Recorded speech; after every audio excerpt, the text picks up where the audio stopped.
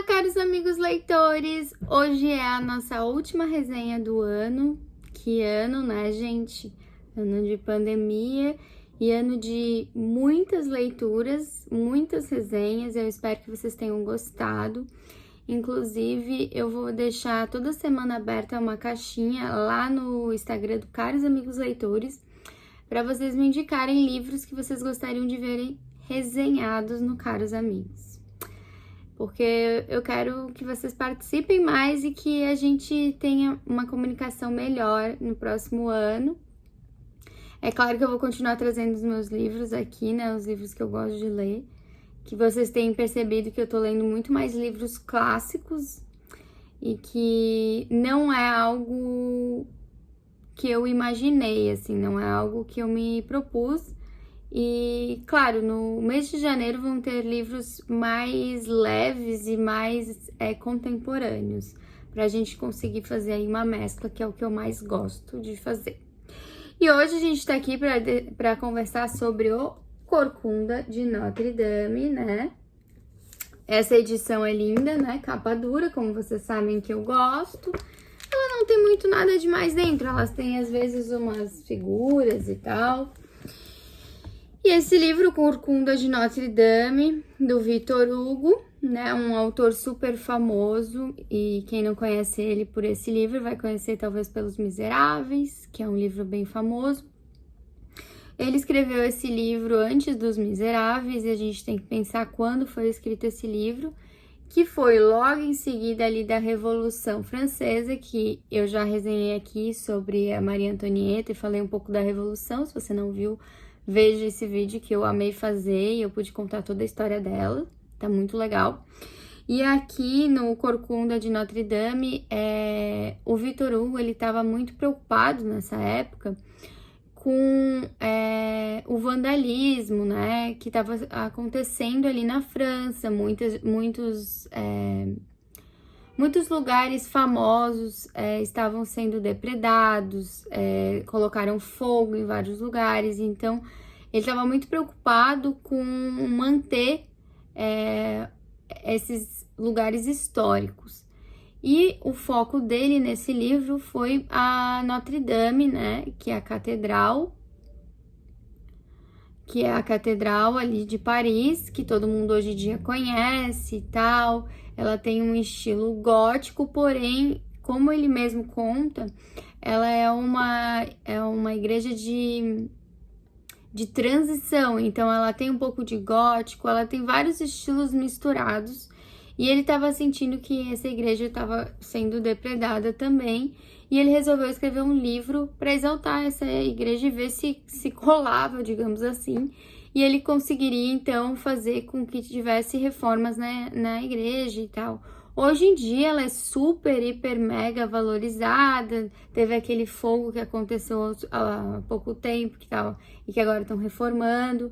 Mas ela é considerada um patrimônio histórico, né, hoje em dia. Porém, naquela época, em meio à Revolução, onde eles estavam queimando tudo que lembrasse a Idade Média, talvez ali, os reis, essa igreja estava sofrendo também depredações. Então, isso é importante do que eu tô falando aqui, porque molda um pouco o livro. E ele escreveu um livro meio baseado nesse movimento gótico da Idade Média, porque ele achava muito interessante. Porém, gente, não é muito o meu estilo. Eu, na verdade, tenho um certo preconceito com a Idade Média. Eu não consigo... Ele super idealiza em vários momentos algumas coisas, e eu não consigo entender isso, porque eu acho que a Idade Média foi um pouco das trevas, assim, em vários sentidos, principalmente sentido de humanidade, né? Sentido de empatia, sentido de relacionamentos. Eu acho que foi um período muito conturbado, tanto é que existia muitas violências físicas, as pessoas morriam na praça, eles torturavam as pessoas, né? Não tinha esse conhecimento, não tinha essa humanidade que se foi adquirindo com o tempo. O que também temos que dizer que isso não é algo que é natural no ser humano, né? Porque se fosse natural nessa época, não teria existido tanta brutalidade como existiu. e para eles era o natural. E também, claro, os feudos e a coisa meio de castas, né? Eu sei que castas é mais indiano de se falar, mas é uma coisa de hierarquias e tal, essa coisa divina. Eu realmente não acho muito interessante a Idade Média. Eu sei que muita gente acha, porém eu não acho. Então isso pra mim foi um pouco desgastante em algumas partes do livro. Eu fiquei muito chocada também em muitas partes do livro, porque ele narra assim como era antigamente. E eu acho assim que tem partes desse livro que ele se dedica a falar e a exaltar a Notre Dame e exaltar alguns lugares. E eu acho que isso fica muito sacal no livro, porque ele corta completamente a vibe assim da história. Tipo, você tá lá empolgado querendo saber o que tá acontecendo, e ele simplesmente coloca um capítulo de 15 páginas contando como é a vista da Notre Dame lá da torre. Realmente é isso, sabe? E aí fica muito esquisito, porque se você tirar esse capítulo, não faz diferença nenhuma pro livro. Nenhuma. Tanto que, quando ele fez o livro e entregou para imprimir, tinha sido perdido 3 capítulos, eu acho, desse livro. E ele imprimiu tudo bem, porque não fez diferença para ele. Ele até ficou com preguiça de reescrever. Depois eles encontraram o capítulo e eles colocaram em outra edição. E eles nem precisaram mexer nada, porque é exatamente isso. É uma coisa assim que é um capítulo que não serve para nada no livro. É um capítulo que parece uma doutrina de por que precisamos conservar o lugar, que torna o livro chato. Eu acho que ele poderia ter feito isso, então, dentro do próprio livro, não feito uma coisa paralela, né? E para mim ficou isso, uma coisa paralela. Eu não gostei, eu achei...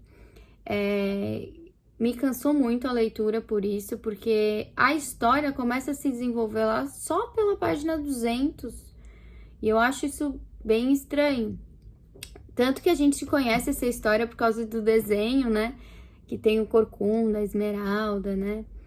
E eles demoram muito para aparecer na história, inclusive, assim.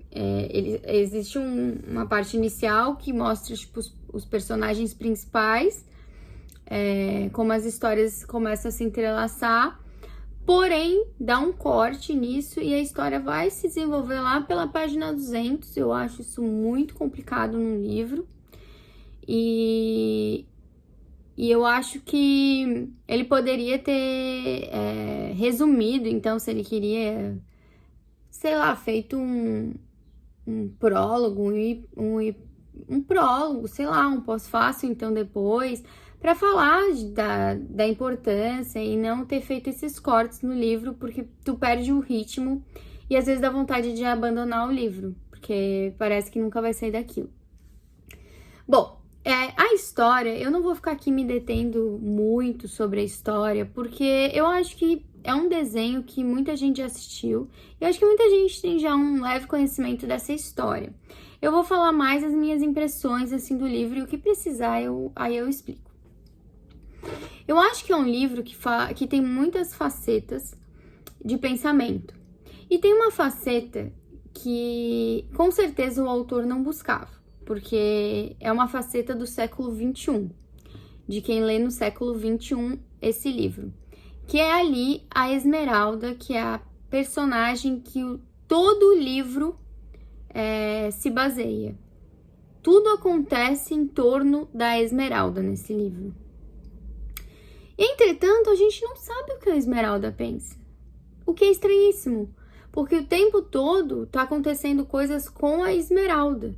A história gira em torno dela, mas em nenhum momento a gente sabe como são os pensamentos da Esmeralda. Quem é essa mulher? A gente só fica tendo a visão dela por outras pessoas. Isso me incomodou. Pelo fato de ela ser, digamos, o personagem principal, mas não sendo. Eu acho que ele não soube entrar nisso, e eu acho que muito tem a ver com a época que foi escrito.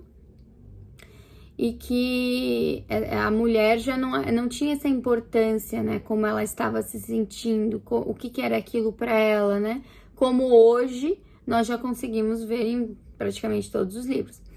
Outra coisa que me incomodou no livro é que ele fica nessa questão histórica, essa questão dos monumentos, e esquece completamente de elaborar personagens psicologicamente interessantes, de a gente entender a história, a psicologia daquele personagem. O que torna, para mim, um livro maravilhoso é quando eu entendo isso. E esse livro eu não consegui entender direito algumas coisas, as motivações e etc. Ele consegue dar alguns indícios de porque o personagem é assim, porém fica muito jogado, você não consegue realmente ter uma noção exata daquilo. E isso me incomodou também bastante. Mas voltando para a faceta do século XXI, nós temos aí a Esmeralda, uma mulher, né, uma menina de 16 anos que trabalha para sobreviver, que é dita como cigana. E daí essa menina é muito bonita e muitos homens se apaixonam por ela. O que isso é muito comum, tanto na vida real quanto na vida dos filmes, dos livros e tal. Sempre tem aquela mocinha que é bonita e todo mundo se apaixona e tal. E a Esmeralda, ela parece uma pessoa muito bobinha, muito apática também em alguns momentos. E a gente não entende exatamente, como eu falei, as motivações dela, o que ela tá pensando. Isso você não vai entender mesmo. E aí entra os 3 homens da vida da Esmeralda, que é o Phoebus. Posso estar pronunciando errado, tá, gente? Mas eu acho que é assim. Phoebus, o Claude, sei lá, em francês, né? O Frollo e o Corcunda, né? O Quasimodo. Esses são os 3 personagens da vida ali da Esmeralda.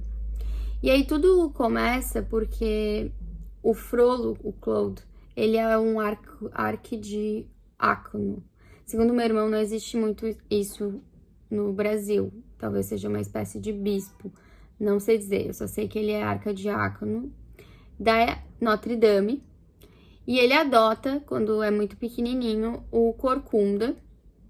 Só que não é um adotar assim como a gente pensa de amor, né? Ele meio que adota, sei lá, por pena, mas na verdade ele é muito ruim com o Corcunda, né? Ele trata ele como um empregado, ele é muito severo, mas isso tem a ver com a personalidade própria dele, que foi treinado o tempo todo para ser padre, né? E, além de ser treinado para isso, ele é um cara que é muito dos estudos e ele se forma em várias faculdades, porque naquela época uma faculdade era, sei lá, 2 anos. E ele é muito estudioso. E aí eu acho interessante porque a gente pode ver que tu estudar muito não quer dizer que você vai ser uma pessoa de fato consciente, culta e uma pessoa assim, mente aberta, né, que a gente fala, né, que a gente fala, às vezes a gente fala que conhecimento abre a mente, né, não necessariamente, porque se tu tá lendo um tipo específico de conhecimento, não vai abrir tua mente, né, o conhecimento, para mim, bom é o pulverizado, é aquele que tu lê um pouco de tudo para entender, como eu tento fazer aqui no Caros. Se vocês repararem, eu tento trazer livros de temáticas diferentes, eu não fico lendo a mesma temática. Eu gosto de trazer, né, eu falei sobre racismo, eu gosto de falar sobre relacionamento abusivo, biografias, enfim, eu gosto de trazer aqui um conhecimento pulverizado, porque eu acredito que a gente entrar em contato com inúmeras realidades que não tem nada a ver com aquela que a gente tá, é importantíssimo para a gente conseguir ter uma maior consciência e fazer menos julgamento, menos preconceitos, menos tudo, né? E eu acho que é isso que forma uma pessoa mais intelectualizada, como a gente gosta de dizer na sociedade. E o Frollo estudava muito, mas eu não acredito que ele era uma pessoa que refletia o que ele estava estudando, de contestar. Claro que ele também estava nessa outra época, porém, a gente sabe que muitas pessoas dessa época contestaram muitas coisas também, então não é só esse o motivo. E aí tem esse Frollo que acaba se apaixonando pela Esmeralda, e é muito estranho, porque no início parece que ele odeia ela. E aí a gente vai entendendo que, na verdade, ele se apaixonou por ela. E aí acontece uma coisa com ela que acontece com milhares de mulheres ainda hoje em dia. Um homem se apaixona por ela e ela vira refém desse homem, né? Ela vira, então, como ele não consegue o amor dessa mulher, ele simplesmente decide destruir a vida dessa mulher. E quantas vezes a gente percebe isso acontecer hoje em dia na sociedade? Não precisa nem amar ela, só precisa ter interesse e a mulher não retribuir esse interesse, que pronto. A mulher já tá aí no caminho de experimentar só mazelas. E é o que acontece com a Esmeralda. Ele simplesmente decide destruir a vida dela, começa a denunciar ela, dizendo que ela é feiticeira, que naquela época era algo real, né? Que ela era feiticeira, que começa a ir atrás dela. E aí, nesse meio tempo, a Esmeralda tá apaixonada pelo Phoebus, que é um capitão. E, mais uma vez, o que acontece também com as mulheres, né? Elas se apaixonam por um cara que tem essa boa pinta, essa coisa. E o cara, na verdade, ele não tá apaixonado por ela, ele só quer ter relação com ela, né? Ele só quer se aproveitar dela. E ela não consegue perceber, porque daí ela acha que porque ele é bonito, galante, ele não vai mentir pra ela. E daí isso entra muito no Dorian Gray, que foi o livro que eu postei esse mês, essa questão do como o bonito nos engana e como a gente fica vidrado, às vezes, em pequenas atitudes e esquece de olhar um conjunto de várias atitudes ruins que mostram que aquela pessoa não é legal, não. E aí ela não consegue fazer isso. Só que aí, quando ela vai se encontrar com esse Phoebus, o Frollo tá ali à espreita dela e acaba, quando eles vão ter alguma relação, ele acaba esfaqueando o Phoebus. E aí começa a tortura da vida da Esmeralda, porque aí ela é presa, ela é julgada para ser enforcada, né? Naquela época era assim. E nisso aparece o Corcunda, que já estava aparecendo, mas ele era deixado de lado. Aparece ele como um salvador para ela, né, de tirar ela ali do momento da forca e ajudá-la. Porém, ela não consegue nem olhar para ele direito, porque ela acha ele tão feio e repugnante de aparência, que ela não percebe o quão bonito ele é internamente. E isso é muito interessante, porque o Phoebus, que abandona ela, sobrevive, deixa ela ir para morrer, ela fica apaixonada até o fim. E o Corcunda, que ajuda ela, salva ela, faz tudo pra ela, né? Ela não consegue nem olhar porque ela acha ele muito feio. E aí a gente viu esse julgamento de que às vezes o interno não corresponde ao externo e vice-versa. E que a gente precisa cada vez mais estarmos olhando o todo, né? Não olhando só o que nos convém e o que é bonito. Então eu acho que essa história também mostra bastante a relação do amor. Porque a gente tem um ideal na sociedade que eu acredito ser muito errado, de que o amor é sempre bondoso, que o amor é sempre maravilhoso. E não, porque o amor também é aprendido, a gente aprende a amar. Como assim, né? A gente aprende a amar com os nossos pais, a gente aprende a amar observando as relações, a gente aprende a amar como nos amam. Então, o amor, ele pode ser perverso, sim, porque pode ter tido uma perversão desse amor, e para aquela pessoa, ela tá amando sim. Mesmo que ela tá destruindo a sua vida, para ela tá te amando. E a gente tem essa mania errada, e daí a gente se ilude com essa palavra amor, quando alguém diz que nos ama. E, novamente, sem a gente observar se esse tipo de amor é o amor que a gente quer sentir, quer que nos amem, se é isso que a gente quer. E esse é um erro muito crasso hoje em dia, né? E daquela época também. E eu acho que essa história mostra essas diversas facetas do amor, né? O amor muito idealizado, como a Esmeralda sente pelo Phoebus, que não consegue nem ver o que é ruim nele.